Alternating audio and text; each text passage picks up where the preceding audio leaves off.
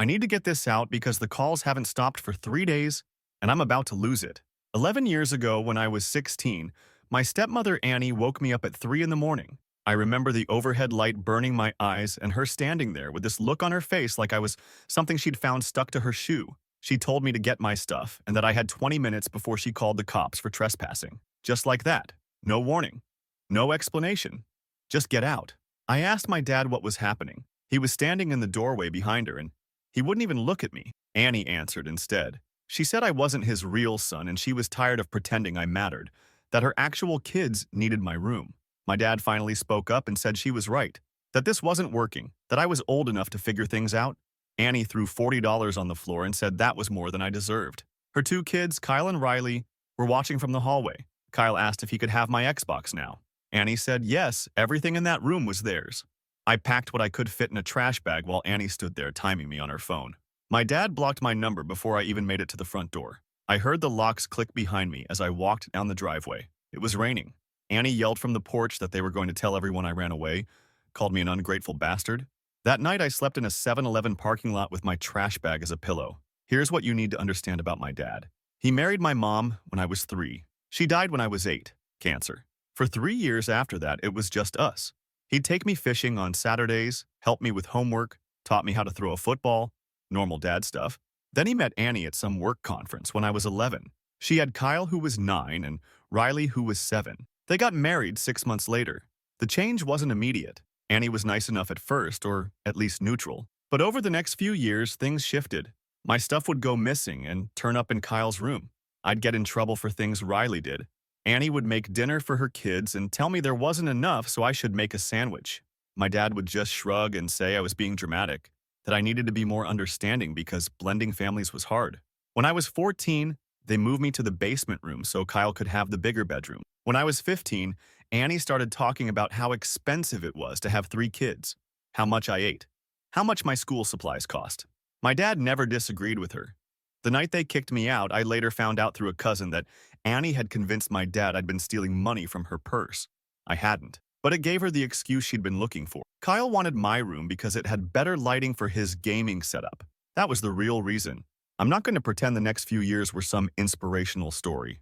They sucked. I stayed with my mom's brother Derek for a few months until his wife said I needed to leave because I was eating too much of their food. I couch surfed with friends from school.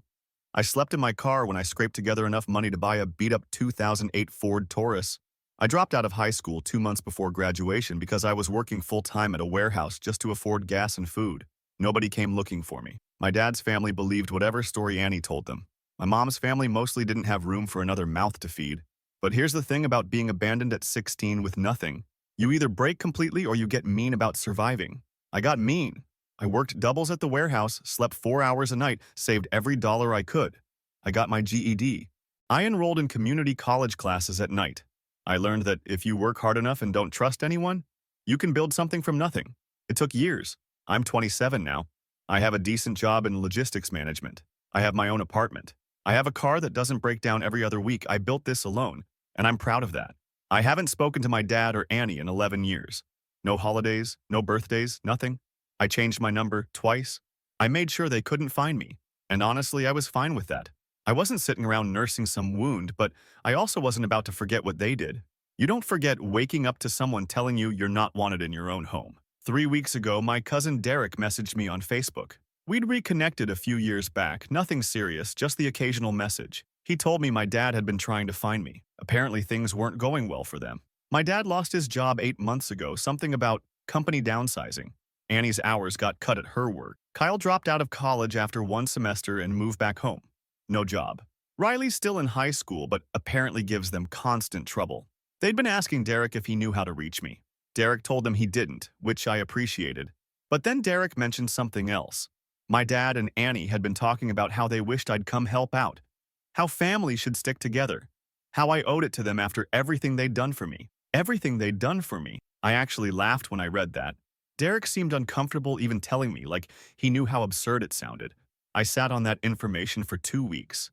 I wasn't angry exactly. Anger implies surprise. I was something else. Vindicated, maybe. They'd kicked me out with nothing, told their whole family I'd run away because I was troubled or ungrateful or whatever story made them look better. And now that their perfect little family was struggling, they wanted me back. Not because they missed me, not because they felt guilty, because they needed something. Last Monday, I drove to their house. Same house I'd left in the rain 11 years ago. I'd looked it up online just to make sure they still lived there. I didn't knock. I left an envelope on their doorstep, went back to my car, and drove away. Inside the envelope was a letter. Nothing dramatic, just a simple statement that I had no interest in rekindling any relationship, that I didn't consider them family, and that they should not attempt to contact me. I included copies of text messages Derek had forwarded me where Annie had told people I'd been a troubled kid who ran away, along with dates and facts proving I'd been kicked out. I added a note that if they continued spreading lies about me to mutual acquaintances, I'd make sure everyone knew the truth. That was it. No threats, no demands. Just boundaries and facts. My phone started ringing at 6 the next morning. 53 calls in 3 hours from numbers I didn't recognize. I let them all go to voicemail. My dad's voice on the messages was something I'd never heard before. He was crying, actually crying, saying he'd made a mistake, that he was sorry, that we needed to talk, that he was my father and I had to call him back. Annie left messages too, but hers were different. She started apologetic, saying she'd been young and made errors in judgment. But by the third message, she was angry, saying I was being cruel and petty, that I was abandoning family when they needed help. The calls haven't stopped. Different numbers every time because I keep blocking them. They've tried messaging me on every social media platform. Yesterday, my cousin Derek said my dad showed up at his house demanding my address. Derek told him to leave and threatened to call the cops if he came back. I haven't responded to any of it. I'm not going to, but I'll admit the voicemails got to me. Not because I feel guilty, but because of what they revealed. My dad kept saying how much he regretted listening to Annie, how he should have stood up for me, how he thinks about that night all the time. The thing is, he had 11 years to think about it. 11 years to find me and apologize when he didn't need anything from me. He only cares now because his life fell apart and he thinks I should fix it. People keep asking me if I'm going to talk to him. Friends who know the story say I should at least hear him out, that he sounds genuinely sorry, but sorry doesn't mean anything when it only shows up because you need something. Sorry would have meant something at 17 when I was sleeping in my car. Sorry would have meant something at 20 when I was taking night classes and surviving on vending machine food. Sorry at 27 when I finally have stability and they want me to share it? That's not sorry. That's convenient. Update 1. Thanks for all the comments on my last post. Some of you said I should just block them and move on, and trust me, I've tried. Others said I should hear them out because family is family. I'm going to explain why that's not happening, and why this situation got so much worse over the past week. The calls continued for 5 straight days. Different numbers, different times, always the same voicemails. My dad begging, Annie switching between apologetic and accusatory. Sometimes Kyle or Riley leaving messages too. Kyle's messages were weird, trying to act like we'd been close, talking about how he remembered me teaching him how to ride a bike when he was little. That never happened. I barely interacted with Kyle after Annie and my dad got married. Riley's messages were shorter, mostly just saying I should call back because everyone was really upset. On Thursday, 6 days after I left the envelope, my cousin Derek called me. He sounded stressed. My dad had shown up at his house again, this time with Annie. They sat in Derek's driveway for 2 hours, waiting for him to get home from work. When Derek pulled in, they got out of their car and approached him before he could even make it to his front door. They wanted my address. Derek told them he didn't have it, which is true because I never gave him my exact address, just the general area where I live. My dad apparently started crying again, saying he needed to see me, that this was destroying him, that he was my father and had a right to talk to me. Annie jumped in, saying they just wanted to apologize properly, face to face, that I was being unreasonable by refusing all contact. Derek told them to leave. He said my dad actually grabbed his arm and said he wasn't leaving until Derek helped him find me. Derek pulled away and said if they didn't get off his property, he'd call the police. They finally left, but Annie yelled something about how I'd turned into a cruel person, how they'd raised me better than this. The irony of that statement isn't lost on me. Derek called me immediately after and said I needed to know they were escalating. I appreciated the warning, but I wasn't surprised. This is exactly what I expected. These aren't people who suddenly grew a conscience after 11 years. These are people who need something and can't accept that I'm not giving it to them. Then Derek told me something else.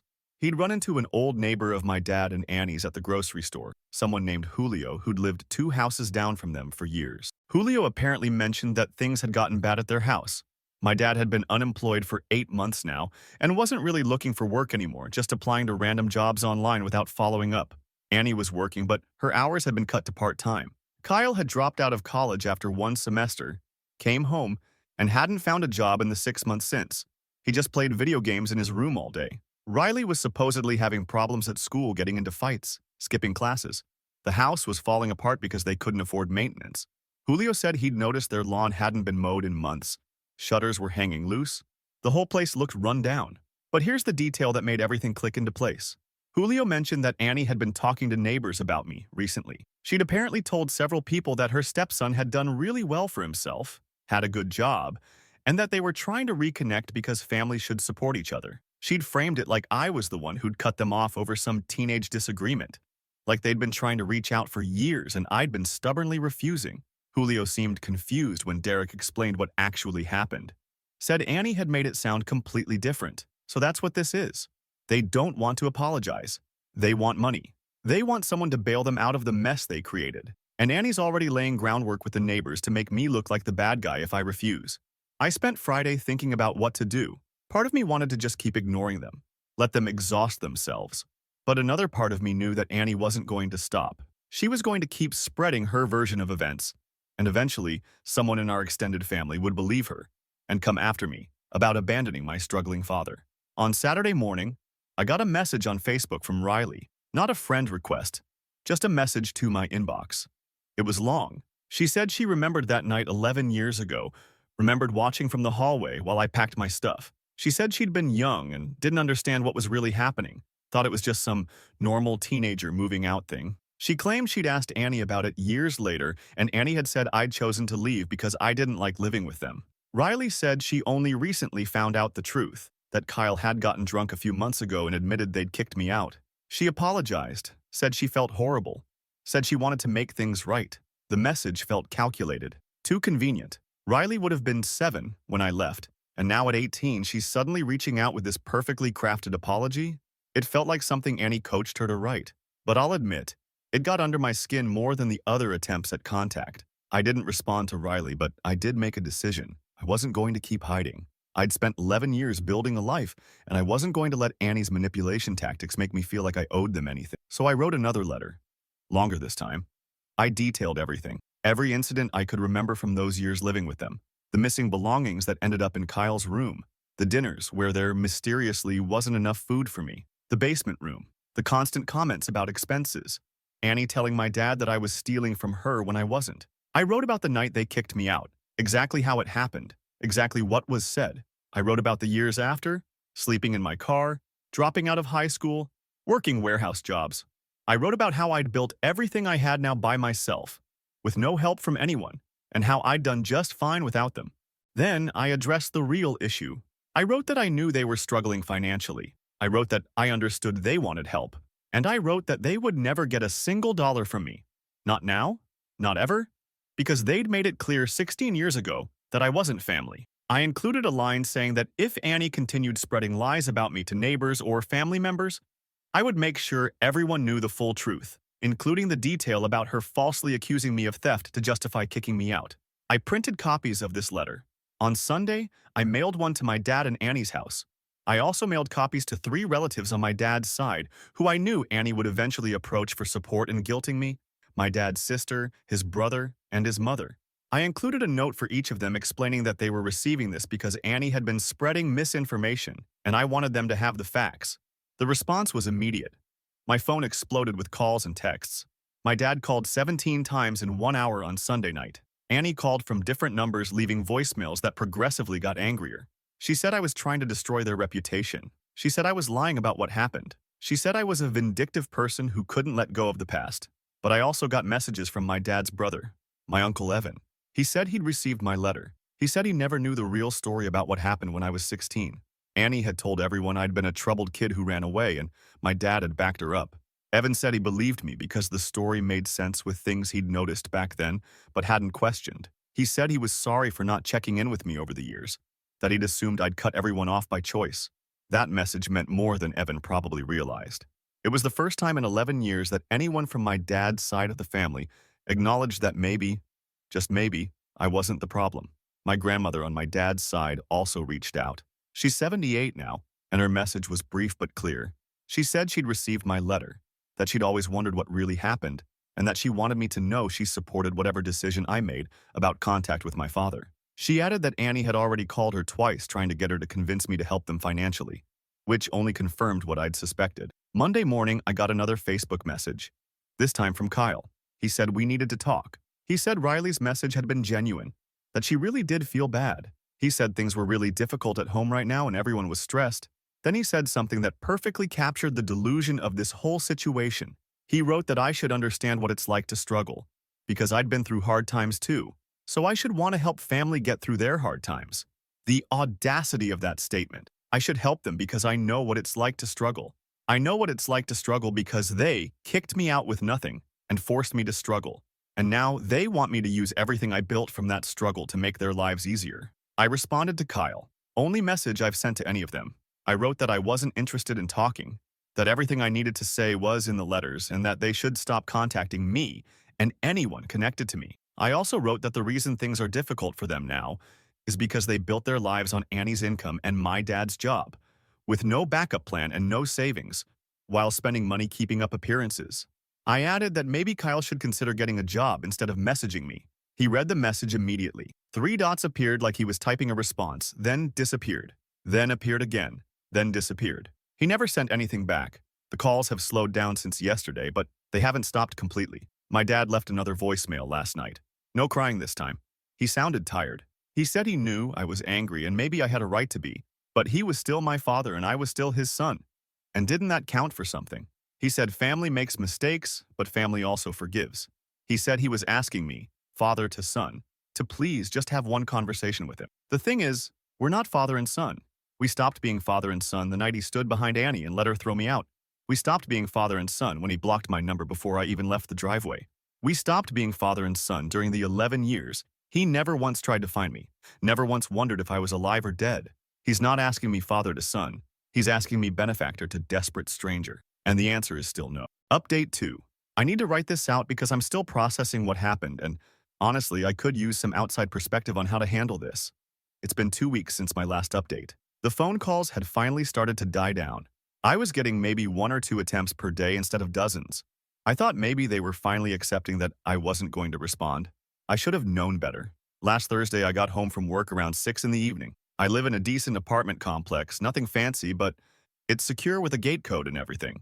I parked in my assigned spot and was walking toward my building when I saw them, my dad and Annie, sitting on the bench near the entrance to my building, just sitting there like they'd been waiting. I stopped walking.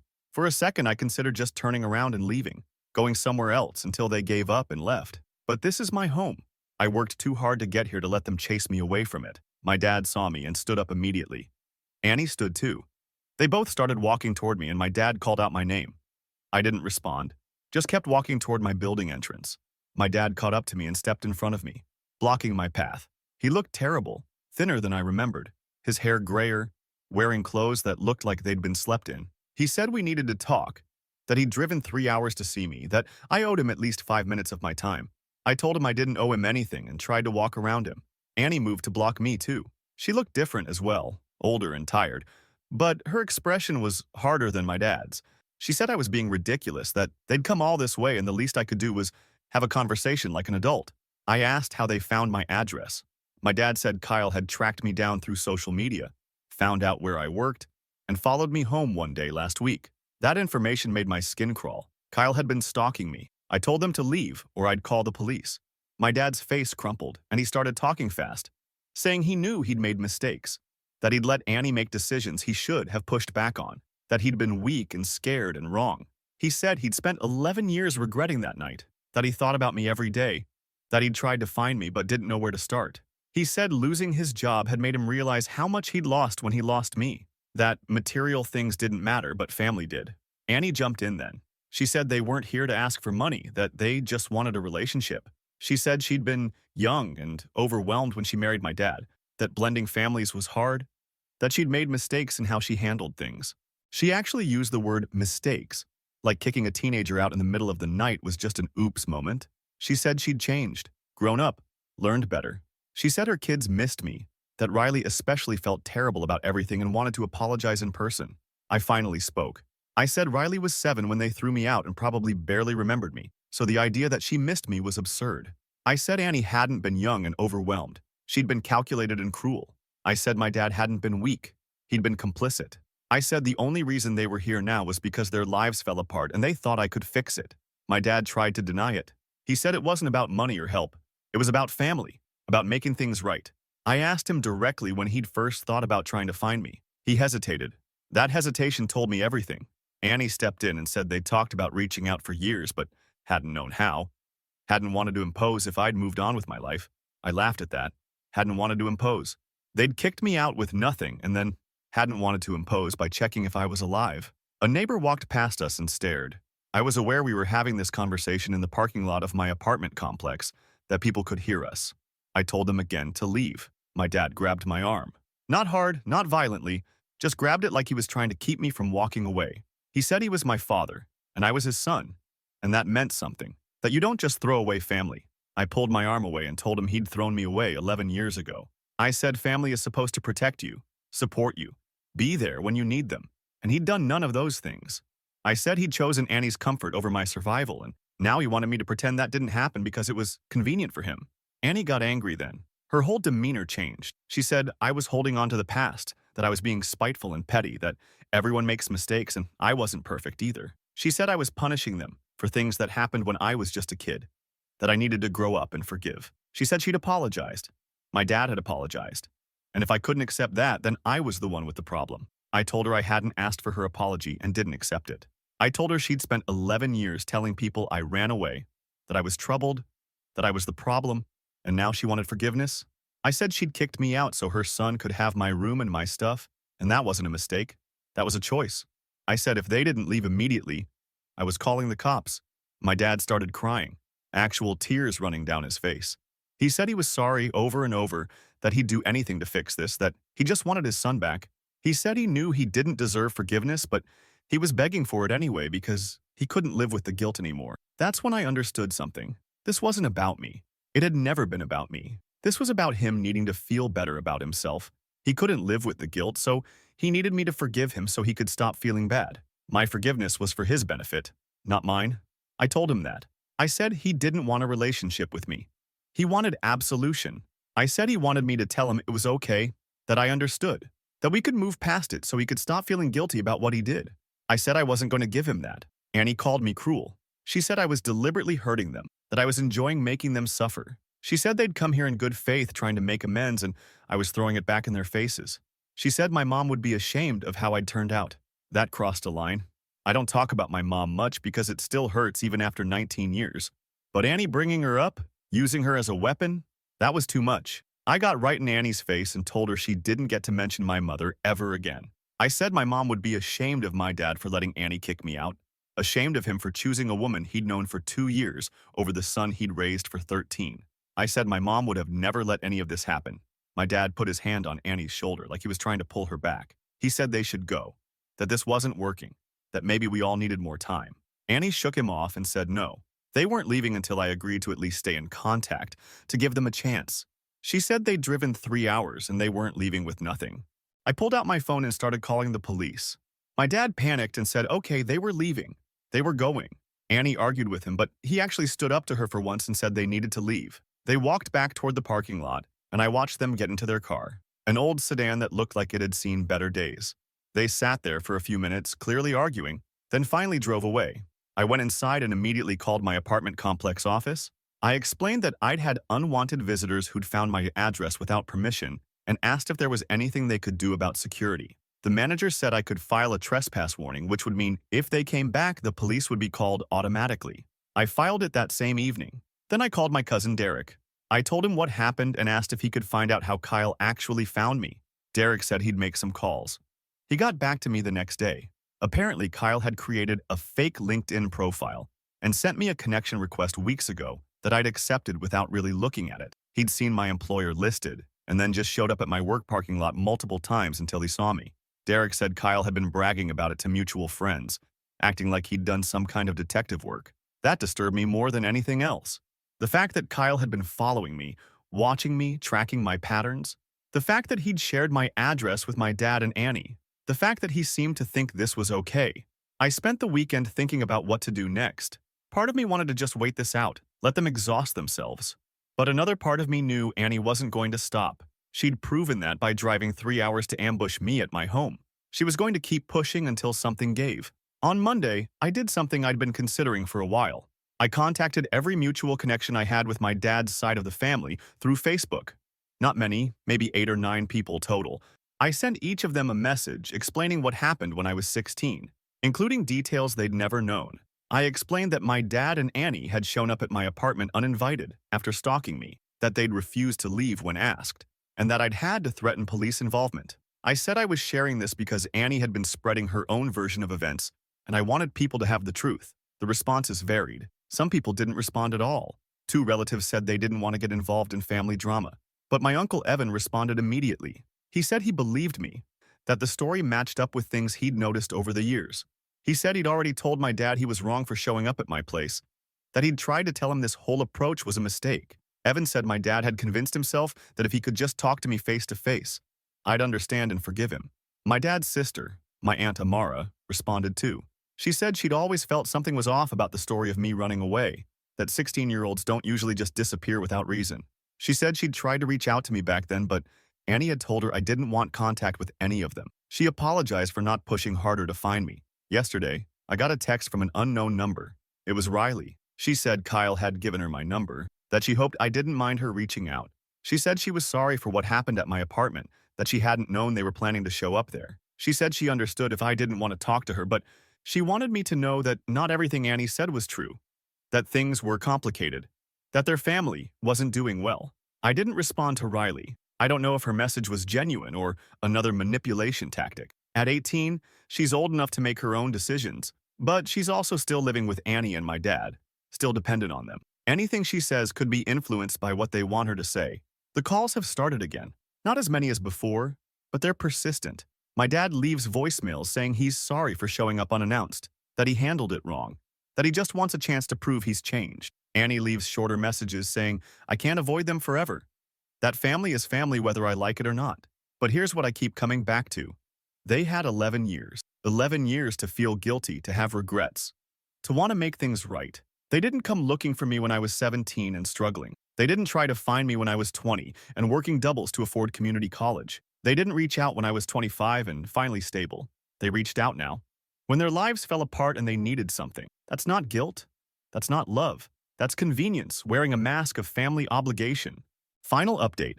This is probably my last update on this situation because I think it's finally reached a resolution, or at least as much resolution as it's going to get.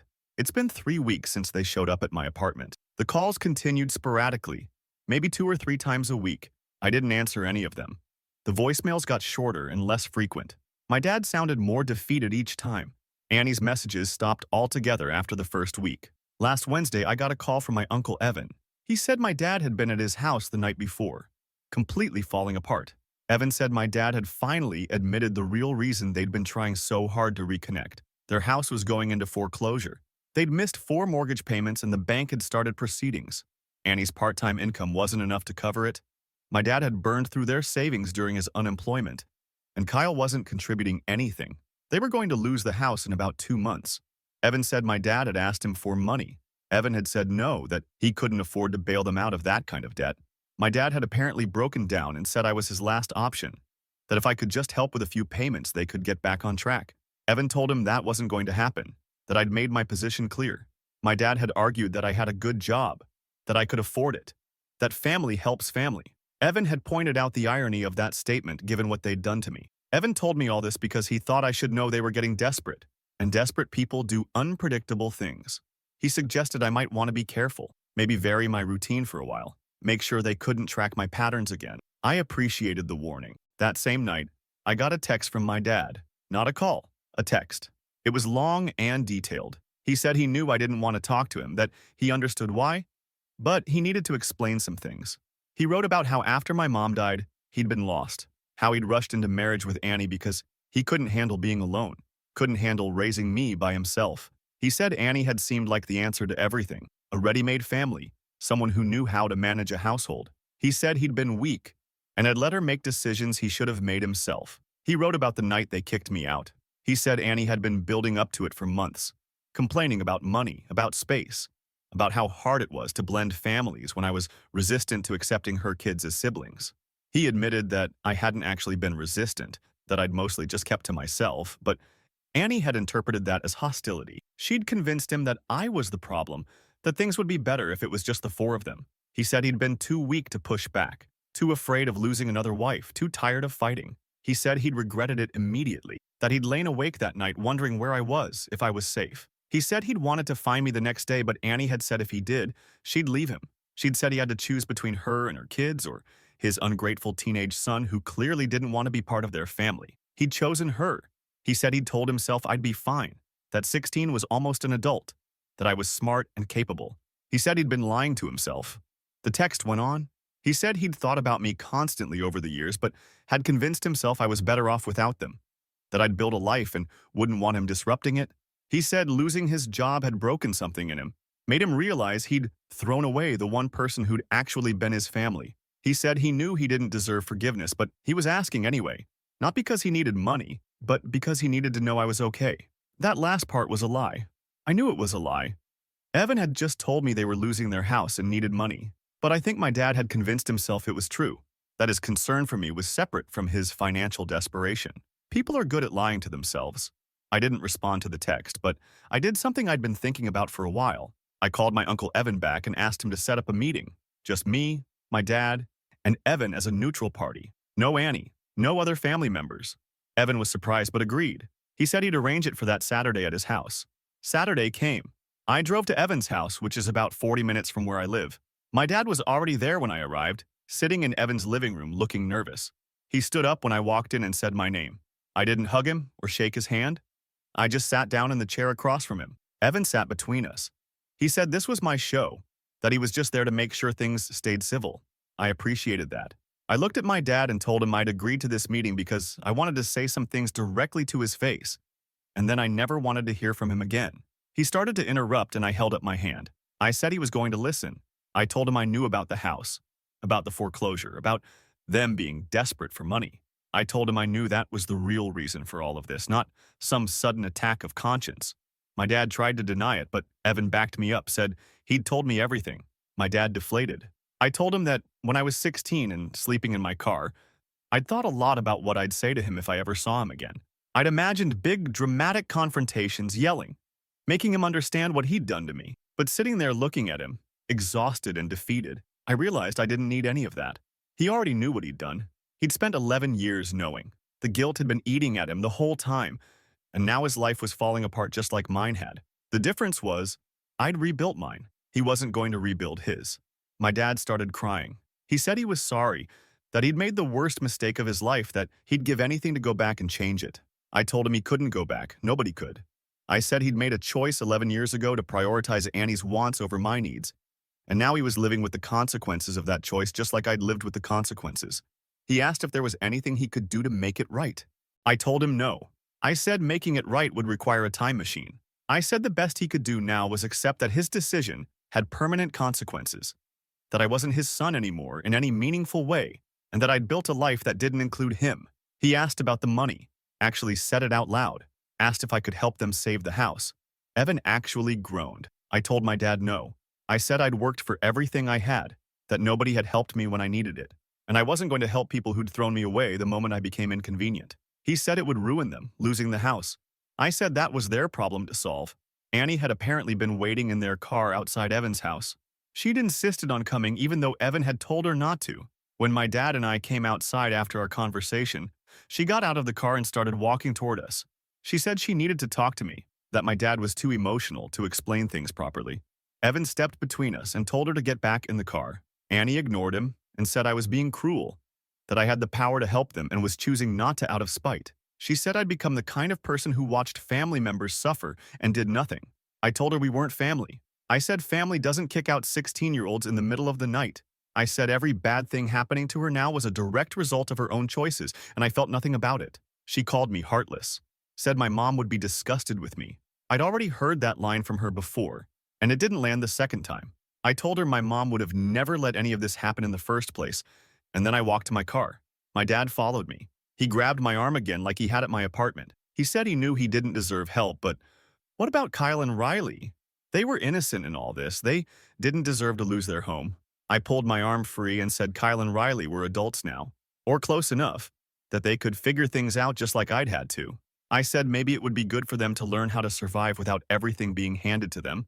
I got in my car and drove away. I saw them in my rearview mirror, standing in Evan's driveway, Annie yelling at my dad about something. That was 5 days ago. I've had 2 calls since then, both from my dad. I didn't answer. The voicemails were short. He said he understood I didn't want contact, that he'd respect that, but if I ever changed my mind, his number would be the same. He said he loved me, and he was sorry. He said he'd let me go now. I don't think he will, not really. I think in a few months when things get worse, I'll hear from them again. But I also think I've said everything I needed to say. I'm not carrying anger anymore, not like I used to. I spent years being angry at them, letting it fuel me, using it as motivation to build something better. But sitting across from my dad in Evan's living room, seeing how broken he looked, I realized the anger had run its course.